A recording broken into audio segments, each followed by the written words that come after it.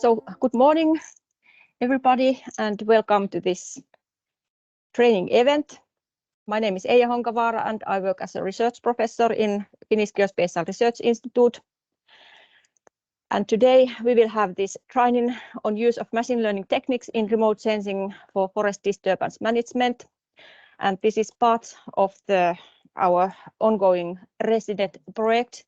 And this RESDiNET stands for Novel Network for Novel Remote Sensing Technologies in Forest Disturbance Ecology. And we are having our second workshop now here in Koli in eastern Finland,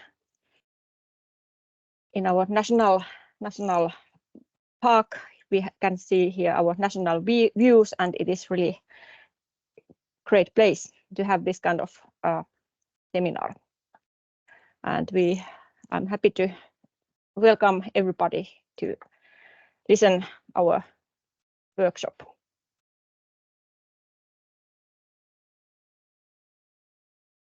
I'm trying to press, it's working very slowly. So objectives for our seminar here are to introduce participants to principles of and fundamentals of machine learning techniques in remote sensing. We will provide some hands-on training on application of machine learning algorithms for forest disturbance detection and monitoring. So first, we will familiarize people and participants to process and pre-process and feature extraction and model training. And then we will have some machine learning exercises. Today we will talk about classical machine learning methods.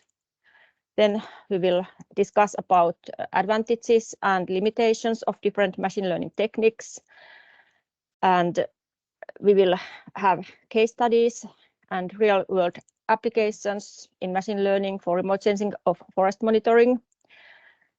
And then during this workshop, we also hope that everybody will discuss about topics and best practices. And this is actually a start for better formalize this kind of forest disturbance remote sensing procedures. And also we would like to encourage you to network and collaborate in this field. A few words about our program. So we have this workshop is in 2 days, today in Tuesday, and then next day is in Thursday. So here we will have some lectures and basic training, and also in Wednesday we have the workshop. It is part of the whole event.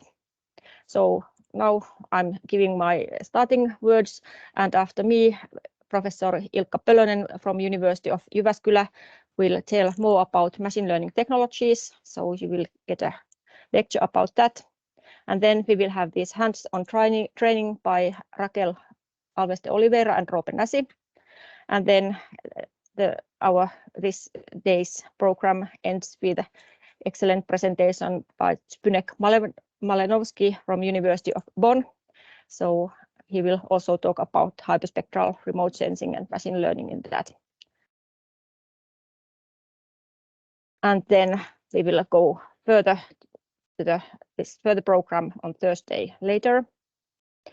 Then just a few words and categorization, what I was thinking based on our today's program and in general what we have been trying to make here. So first of all, about remote sensing technology. So everybody knows that there are a lot of different remote sensing technologies, starting from satellites, drones, also like they can be some personal remote sensing and so on. So here, if we are thinking about remote sensing from above objects, satellites and drones and such, so I have divided this to actually applications where we can use these technologies in bark beetle monitoring into 2 categories. One is monitoring based systems, so to see that what has happened.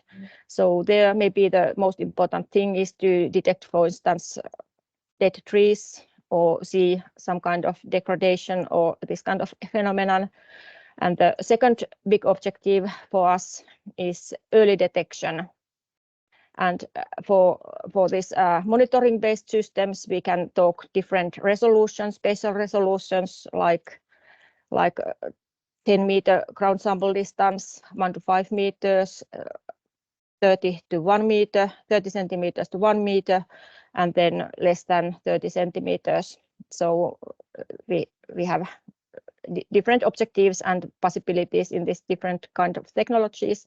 And I have marked here also our presentations, which topics we are covering during this workshop. So extending these training sessions and also tomorrow's workshop. So you can see that we have quite good setting already. The gray boxes tell that which we are not covering this time. I'm not quite sure if we will still have something also in these topics, so my list can then complete during this week, so I will update it later. And then for early detection, so our interest is to find the green attack, the first phases when the trees are still alive and green, and still there are this degradation and bark beetles are eating the trees. So there we have also a set of papers. So here we will talk about multispectral drones, hyperspectral drones, and multispectral LiDAR. Today in this workshop, there is one gray box for inside forest drones. So this is also one possibility, but this time we are not covering this one. So that was about remote sensing technologies, and then I have also classified here now about analytics type of techniques. I think maybe Ilkka will talk more about this, but when we are thinking about analytics, we are talking about supervised remote sensing or machine learning, semi-supervised, unsupervised, and then also quantitative parameter retrieval and analysis of indices. So I categorized this time in this way. So most of our studies will be about this supervised remote sensing, and then there will be some interesting studies also from this more quantitative parameter retrieval and also this indices-based methods. So this is like one view to remote sensing and also machine learning, and categorizing how our presentations now fit to this categorization, and we will see later more about this. So this was my starting words. So once again, welcome to everybody. It's really, I'm very excited and looking forward all the presentations during this week. So welcome. It is an introduction to tree health classification using machine learning using Python, and Raquel from Alves and Oliveira and Roope Näsi from Finnish Geospatial Research Institute will give this training session. So without further speech, this floor is yours. Thank you very much.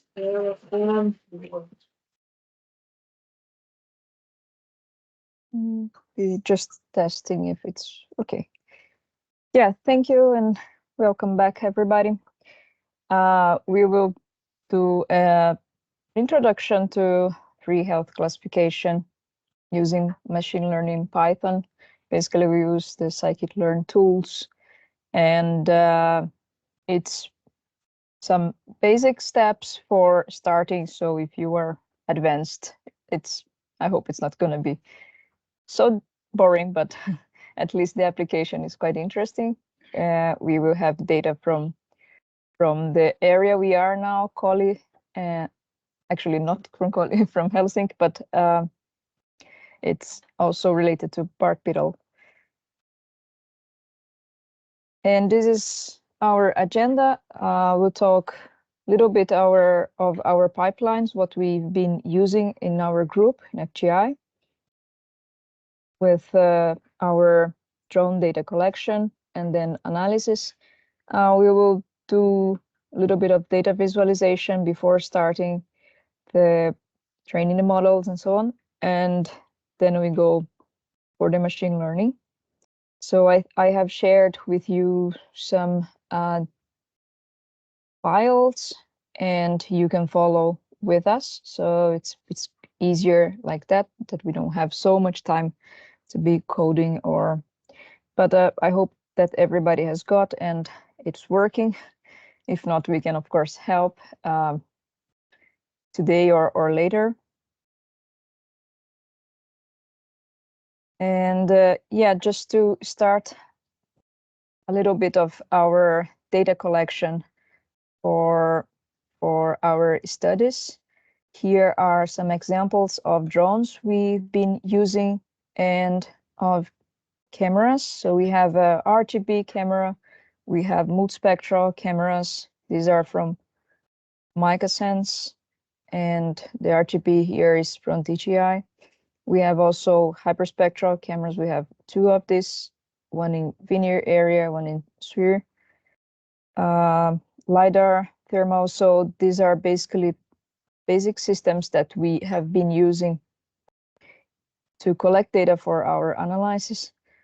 Then we have cooperation with other groups, which does the field measurements and provide ground truth reference for us to train machine learning models. And in our group, we've been working with this data and pipelines for forest applications and agriculture. So Roope will give you some more details about our pipelines. And after a few slides, we will start with the Python part. Yes, so I was thinking that it's good to give a little bit more overview of the whole process, but then you know better actually in which phase we are focusing today.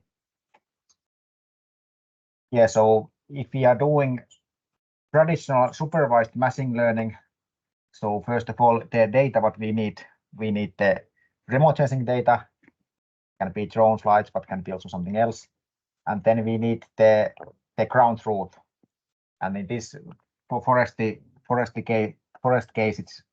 it's the information about the trees. First of all, we need where they are. We need to know the locations, and then of course we need then the values from there, like if they are this case, for example, if the bark beetle has already attacked them or not. But how this process actually, how this pipeline flows. So actually, when we have the remote sensing data, we will get the images, and after the images, we need to first do kind of geometric processing to first of all to get point cloud, and then from the point cloud we can actually calculate then the canopy height models, and then other processing phase here is to have the radiometric processing. So we will basically solve then the like illumination issues and everything like this. The idea is to have like reflectance mosaics as accurate as possible. So after this phase, we have basically orthomosaic with reflectance values. And then after that, when we have those, then we can start to go to next phase, what we are already kind of in the machine learning part. And especially if we are doing the traditional machine learning part, we need to do the feature extraction ourselves. If we would do the deep learning, this would be integrated already in the next phase. But in this traditional way, we will have this feature extraction part separately here. So there actually we need to first define the areas where we are gonna work with it. So actually this is coming the input from the biophysical ground truth. So we need to know the locations, and then when we have done it, then we can calculate these kind of features. I will go more in detail what actually the features are in the next slides. And yeah, then when we have the features, then we can like group them separately if we want to like study, or if we have, for example, many cameras, we could want like to compare like, okay, what is the performance of RGB camera, what is performance of the multispectral camera, so we could like define different kind of feature sets what we would like to maybe compare and see how they work in different applications. And then when we have the features actually extracted, then we can start to go to the estimation or classification task, depending on which kind of variables actually we have. And actually what we need to do there, we need to also select the algorithm first, and also the features we need to maybe select first what we use. And after we have done that, then we can go to the training phase of the machine learning model. And then also, of course, we need to validate the model. And so this is like when we are working with the training data, but it's also possible to then extend the model to the areas what we haven't seen before. So we would like maybe, for example, do the map of the whole area. So this could be also possible then here. And yeah, from as output from these processes, then the results and the model accuracy. And what we are actually focusing today, we are focusing to this part here. So we have already done everything until this far. That's thus far. So we are now providing you already the exact features, so we can focus to the classification part and training and validating the model, and then check how the results are. Yes, so actually here is then something about some background of dataset what we are working today. So this was collected by drone data in Helsinki in September 21. Flight height was about 100 meters, and this drone was carrying the multispectral camera, an RGB camera, and the multispectral camera was from MicaSense. And then we are not going to details of the geometric and radiometric processing, but we were using the Agisoft Metashape for geometric processing. And after this point, we had then the multispectral orthomosaic with 5 bands from blue, green, red edge, and near areas. And we used here the 5 centimeter spatial resolution. And then we had the remote sensing data. So then here is some talk about the field data. So what we have got from there. So what we actually need to do there, we need to first of all define which kind of features we have or which kind of aspects we look there. And this case we are interested of the bark beetles. So here the classes were defined so that we had like healthy trees, infested trees, and dead trees. And how this came, it was assessed in the field by using the canopy color as an indicator. So also we are not going to details how to do this. There is more experts and maybe presentations coming more later during these seminars. But what actually we recommended to do already in this moment is that when you get the coordinates and you have the orthomosaics from remote sensing, it's good to visualize them together and check that if they really match. Because sometimes the drone data and field data, maybe they are not matching. So in some cases, the manual adjusting of the coordinates is necessary, that we are actually getting the right match. Yeah, the treetops could be also found using canopy height models or image analysis. They could be one opportunity also to adjust here. Yes, then when we have defined we have the treetops, or somehow we know where we are going to work, then we need to still define actually how big the area would be, how we are working with. And in this example, we have defined that we have the treetop, and then we use the 1.5 meter diameter circle as around the treetop coordinate. So what this mean here, we have there the picture. So it means now that since we have 5 centimeter resolution. So we have now about 700 pixels to work with it. So now we have the 700 pixels from each of these 5 bands, in this case of multispectral. And this is now the data what we are working on, like the spectral values of these 700 pixels. And from there, we start to then calculate different kind of spectral features. And what they actually are in this our example, we have extracted the mean and median values of all of these 700 pixels. Then we have divided this 700 pixels to the half and divided to the bright and dark side. And from them we take the mean and median. And still we have like the totally most brightest pixels. We are also considering them as a one feature set.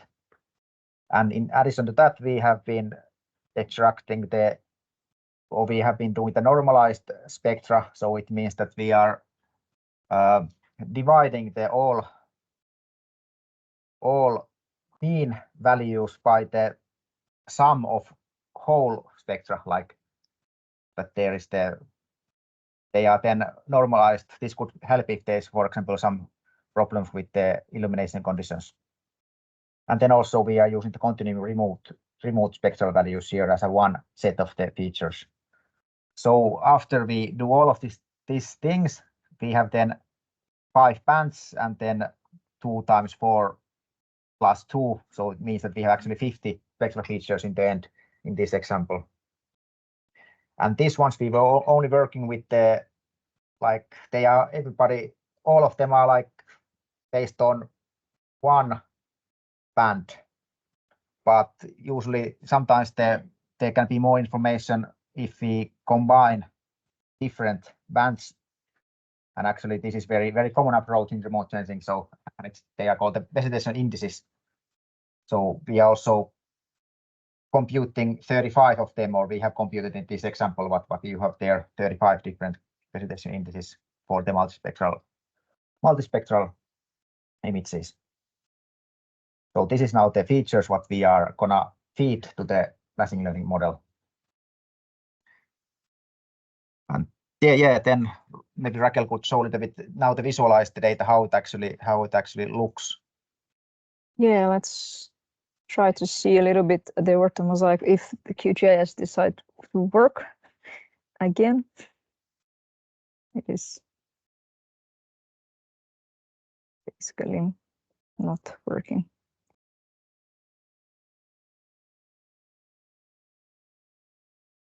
Yep. Yeah, if it's not working, then we can also go to the next one if it's not. Isn't it a problem? No.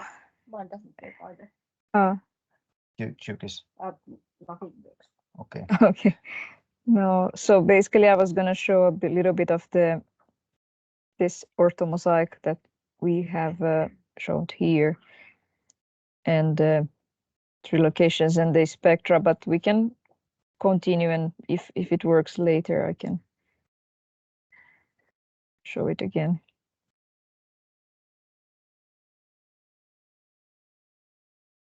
So yeah, we can go to the next slide. Yeah. Okay. So no, it's. Yeah. So Ilkka already gave some ideas of these algorithms, that there are many kind of algorithms, and there are some named there. But actually, the question here is that how to select which one we will start to use. So as one conclusion is actually that there is no single algorithm that works best in all problems. So that's why there is things what you could consider when you start to select one. First of all, you need to think that if your data is actually continuous or discrete, like meaning that your phenomena is like continuously going like that, then it actually means that you will need to find some kind of estimation algorithm, like you are trying to estimate some value, not like classifying into the different categories. Or it can be discrete. So, and then you have actually the classes. Actually here, this what we are usually working here with the bark beetle thing. So usually we have been working as a classification because we have somehow maybe 5 classes or some kind of classes, even though our phenomena is actually not like it's continuous. It's not like changing in the one day to the next one. It's really continuous. So we actually making ourselves the classes there.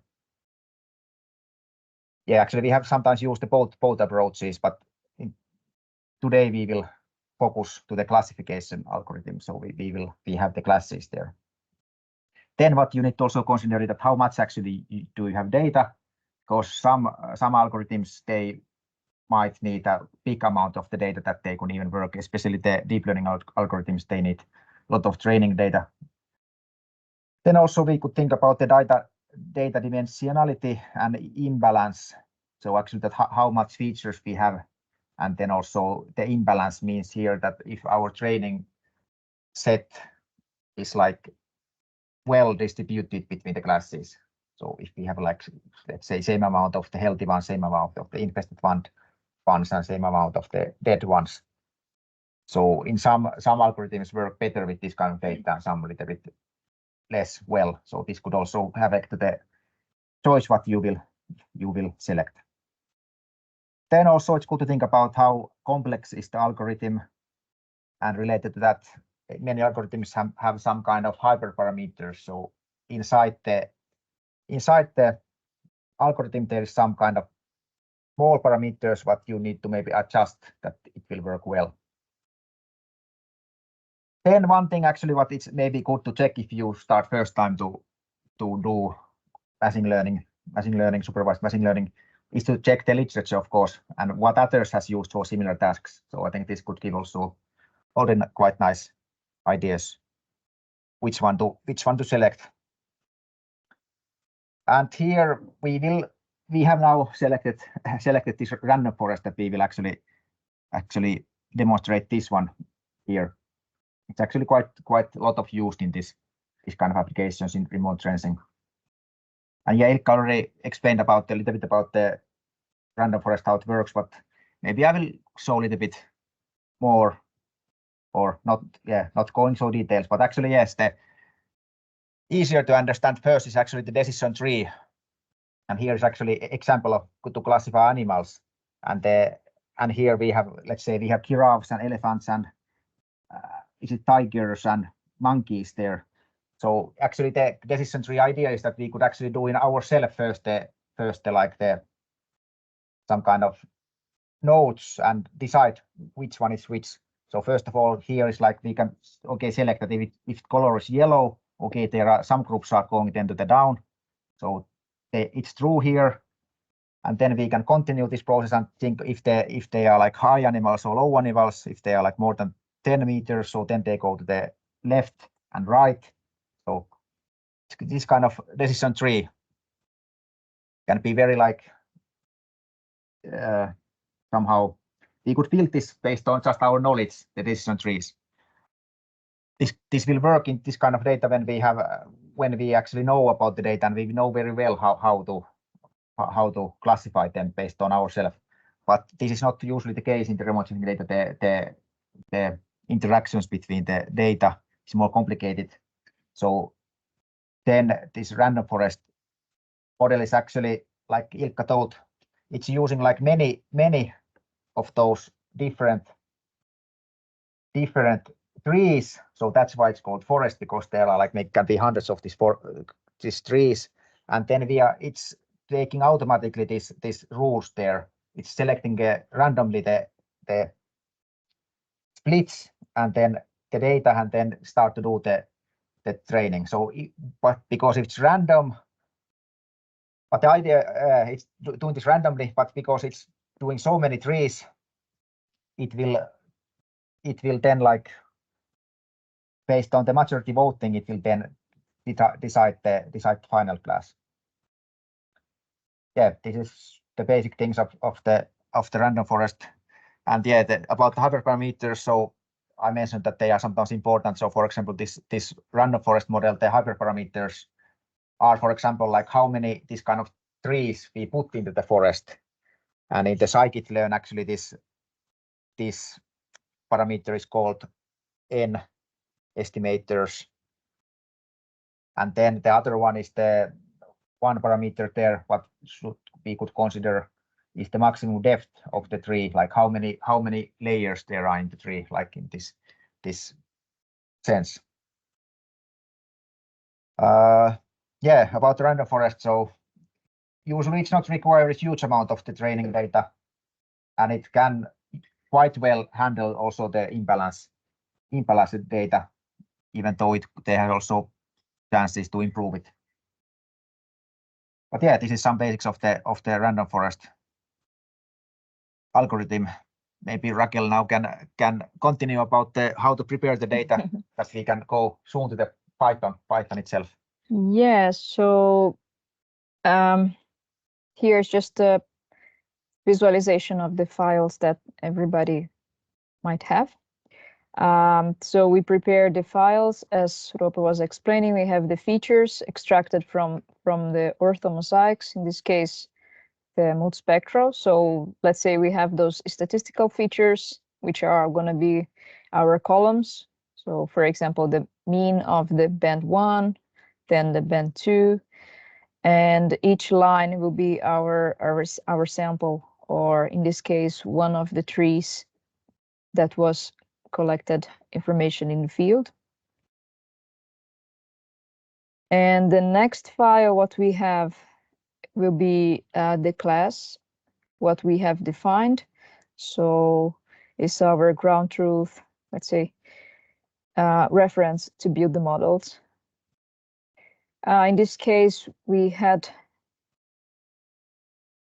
236 health class, infested 28, and dead 100. But you see this also in our data. Yeah, we can start. So as I told you, we are using the scikit-learn. I think it's pretty easy to start with this, and it has lots of tools built in and lots of documentation. So it's very widely used. So there are, of course, other packages, and this is what we've been using so far. So yeah, maybe we can go to the, so I have here already opened mine, and let's see if I can. And this is the data, what you probably have. So here we have the file with the spectral features, what we were talking about, the statistics from the bands. We have separated for the vegetation indexes. We are going to go through this file probably, and if we have time also this one. But of course, we, as Roope mentioned, we can, for example, have also for other cameras and then test them separate to see the performance of different sensors. And also we can combine the files and build the models with different kind of features in the same file, and then see which are the best features for the task.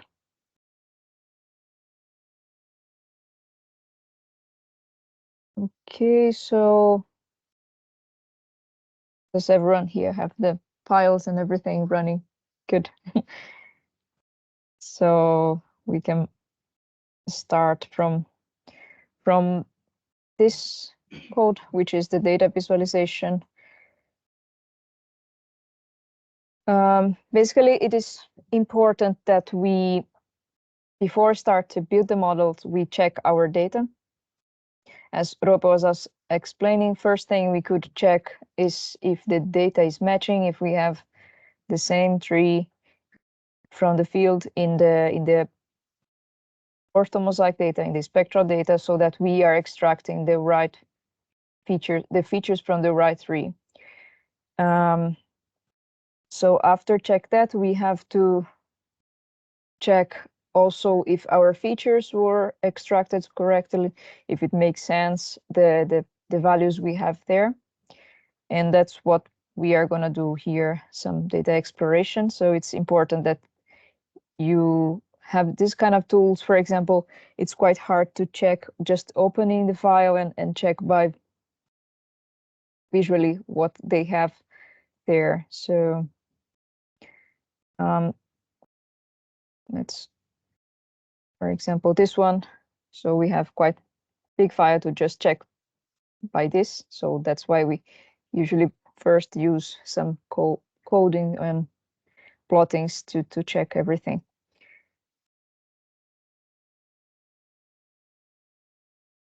So we are using this Jupyter notebooks. Do you see to the right screen? Yeah, okay. Basically, the first one, we import some libraries, and we can run this one. So you can run with me. If you have any questions, you can all stop and ask. I don't see the chat, but if you have, yeah, Roope can tell me if there is something. So let's load the file with the trees, classes. And here we can see that we have a total of 364 trees.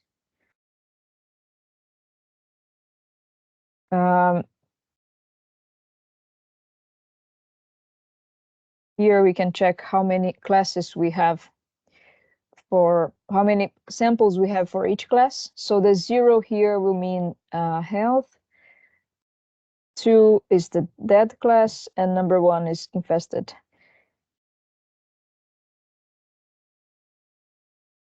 Basically, our classes are already defined as numbers, but could be as a text. So there are also tools to change this. It's easier if you work with numbers. Here we can. I noticed that there will be for you some error in this part because there was not the coordinates for the tree location. So, but you can see it now how is distributed in the area, each class. So we have a good distribution actually here. We can also see like some groups of dead trees. So I think this is quite common that after one start, then near neighbors will also start. So from here we can see how the infestation is going also.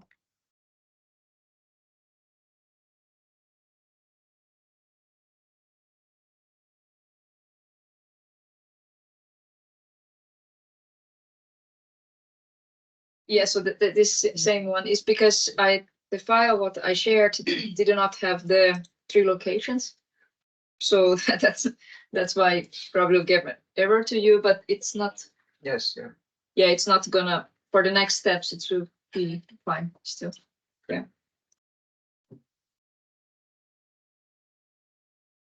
But this would be the output, what you would get. So Yeah, just the visualization steps also. Yeah. Necessary for the next ones. Yeah. XY position in space where Yes. Yeah. You can. Yeah. Yeah. Followed by class. Yeah.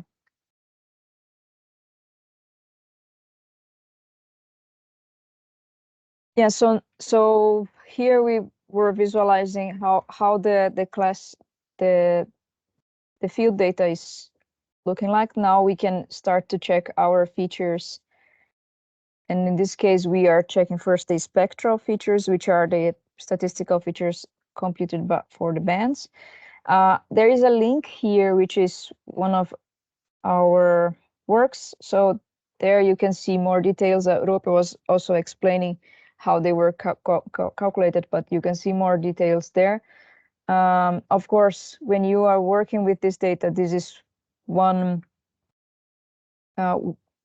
example what we usually do, but there are other features that you can compute and explore from your data. So I will run also this, and you can see here we have the mean of each band, the median, normalized spectra. So here we can see that we have about fifth features for this case.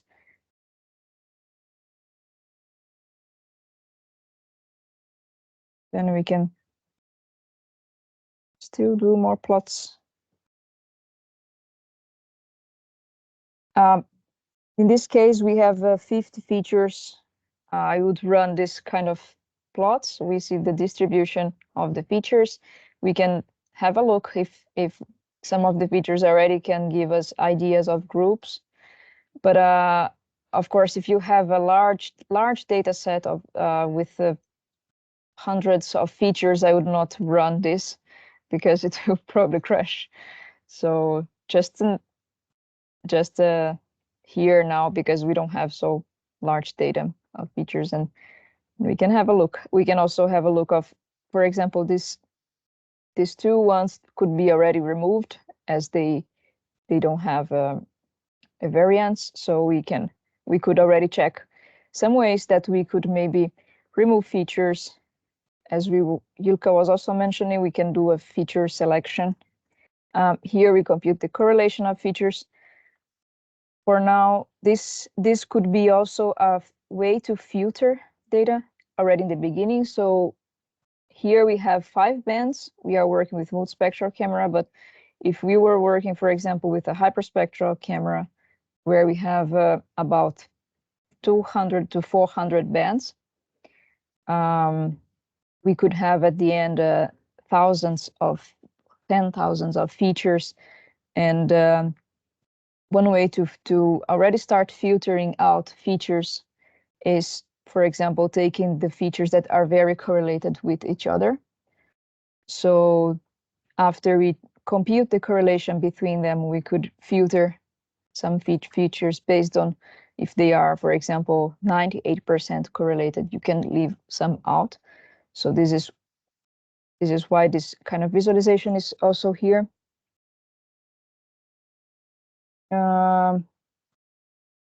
And here we can see a plot of the spectrum.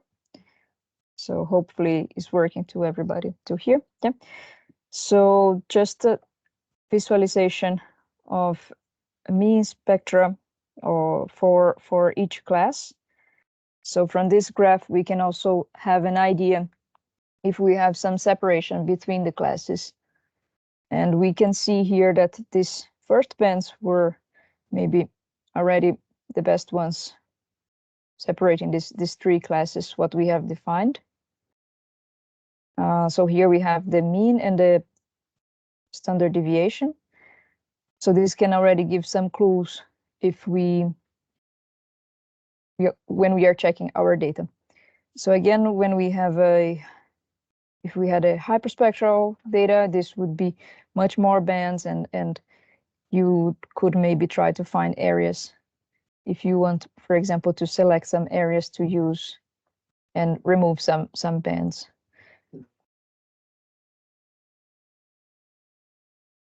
Visualization, molecular signature. Would I prefer more? You can check both. It's you can test both, so there's nothing.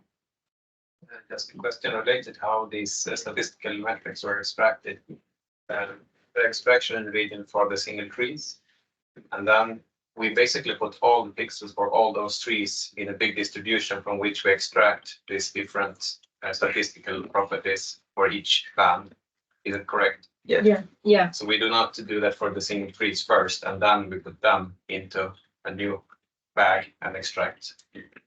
Because that could be the way also of grouping, that you assume that those pixels belonging to a single tree would have other properties than just assuming that all pixels belong to the same tree, so to say. Actually, yeah, I think actually we are first extracting the trees separately. So we've been calculating in this case, it's the mean of all pixels there, 700 pixels. Okay. And then this is as an input for this figure. So there is then the average reflectance for this class, each bands, and then the standard deviation you are checking. So the standard deviation is across the trees or the pixels from all trees pixels? In this case, across the trees. Across the trees. Yeah. Okay. But this is visualization. So after all, when we are building the models, we will have the trees separately. It's Yeah, so we are first averaging the pixels in the tree, and then we are averaging the trees to the like one class representation last year. Yeah, would be actually everything the same. Yeah.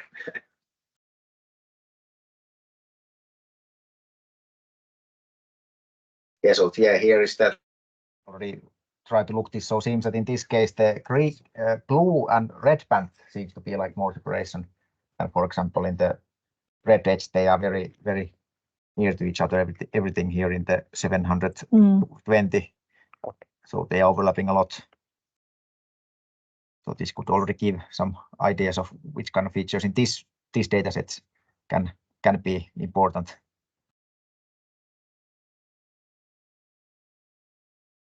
Yeah.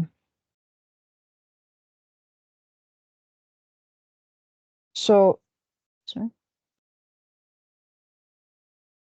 Illustration, like visualization, we could say the branch pattern quite clearly from single trees, which we have expected quite variation of pixels for those trees, from which we have computed the average. Did you experience any metrics that could be useful to capture those differences within the single tree counts? Instead of only working on this values for the single tree counts. Yeah, so this is just visualization. Do you mean that we have also extracting like these most bright ones and most dark ones, and then also the median values and normalized? Yeah, but in particular to capture the difference that you have from the bright and the dark ones in the breadcrumbs, since those were very obvious in the illustrations that you showed earlier. Yeah, like you mean some statistical analysis. Yes, we have been doing statistical analysis also, like for example, the ANOVA analysis, if they are separability or not. But I think now in this code you didn't include these parts there. But this could be also one way to start checking. Yeah, correct. Yeah.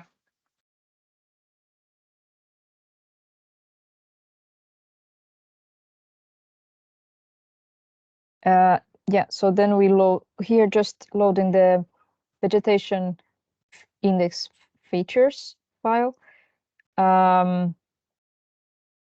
So we had 35 vegetation indices that we had implemented here. Of course, there are other ones.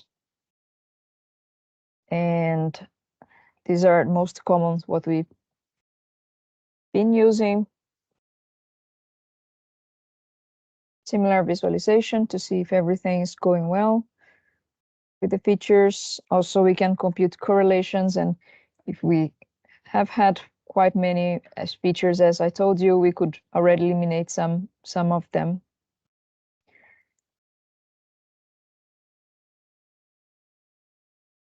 So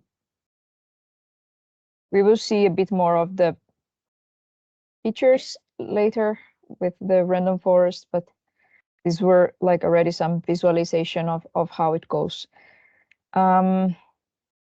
If we now start the other script, we can actually go to the random forest classifier, build our model, then with that data, what we were checking. So basically, what we are trying to show here are like some steps on how you start, but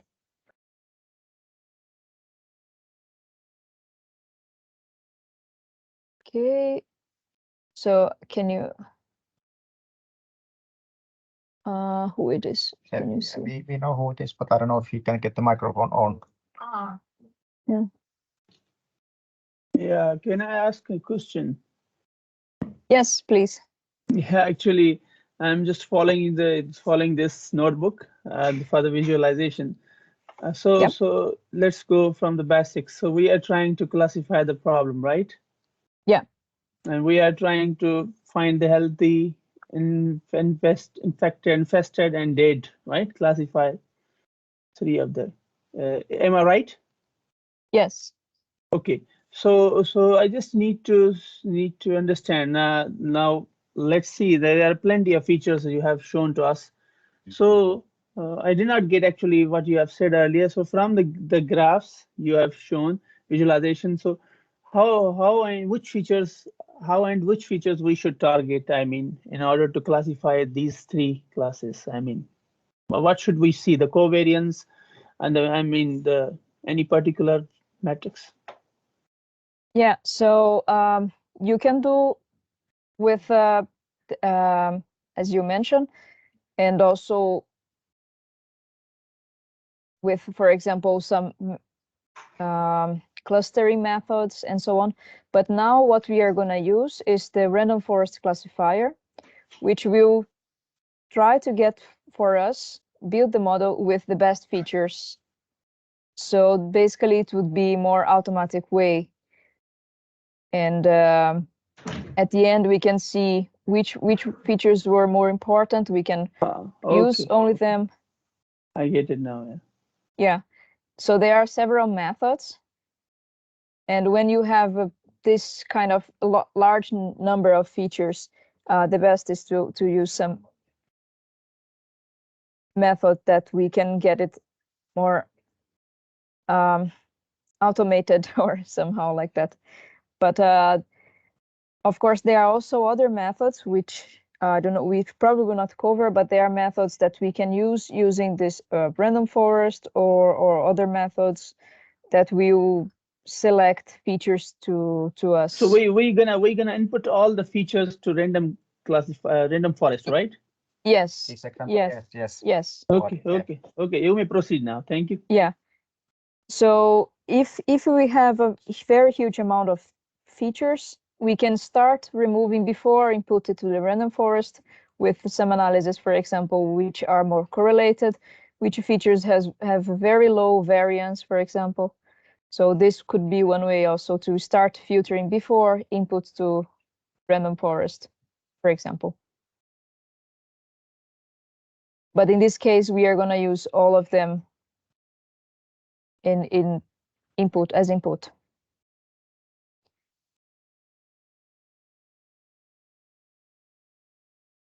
So are we running out of time or?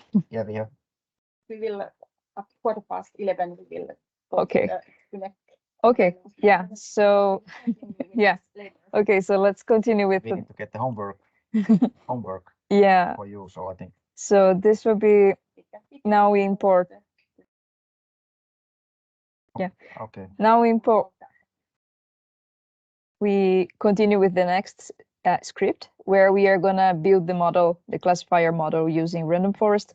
And as I was saying, this is one example of the steps we will follow. The first steps. And what is most important is that you will get the idea of how to start, and then there are several other methods and that you can follow when you are working with your data. And the best will be to test also different models and different ways to check your features so that in your application, you will use these in the best way. So there is not only one way to do the machine learning. This is one of most important things to remember. Okay, so here we are importing again our 2 files, the three classes and the spectral features in this case.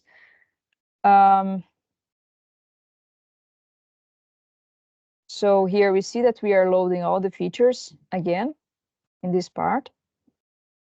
We could check, for example, if there are missing data, so we could already remove also some values because some implementations do not cannot handle if there is no data, this null data. As I told, this could be one way to filter some features also. We could filter, as I told, based on correlation, based on variance. So in this case, everything was fine. Then we start with splitting the data.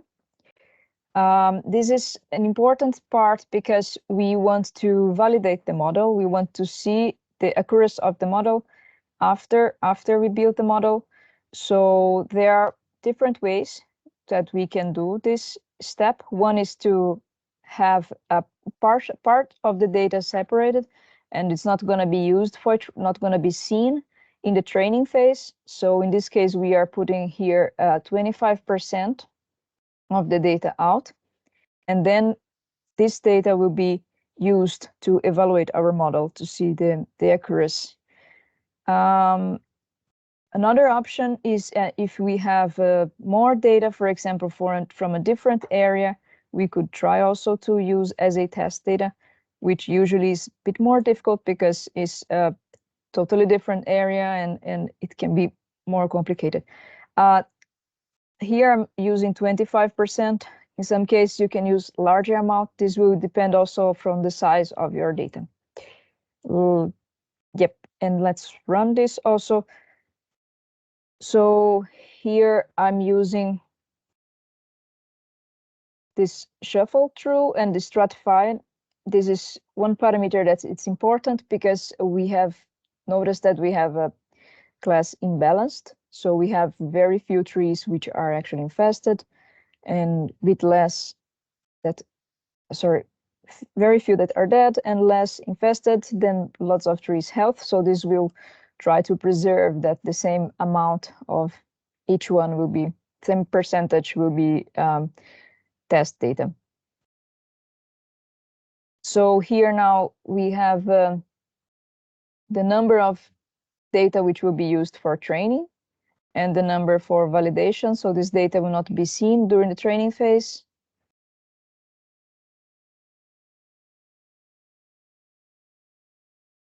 We can run the next just to confirm the size of training and test. And here basically we are now defining that we are going to use the random forest classifier. Then we will fit the model. It's, as you can see, it's very simple. You have the training data, the reference or ground truth for the training. So we fit our model, and then we have the test data where we are going to predict based on the model that we created here. So we can also run this part.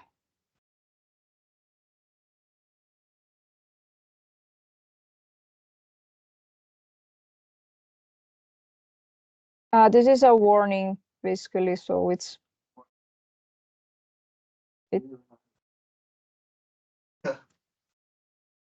So what's the error you had? It expects 1D array while we provided the 2D. Okay, maybe I can check later with you because Yeah, we have this is to put comments, but to check. yeah. We can continue after this presentation. This little bit good phase. Yeah. We have now tried to estimate the model, and then we can start to check what come out. Is now good time. I think this is good time. Yeah. Yep. Okay. So thank you, Raquel and Roope. Very good start for the training, and it continues. We will continue a little bit after this next presentation, and then also on Thursday morning we will continue, and there will be also some homeworks still to do. So this is the plan for the training, but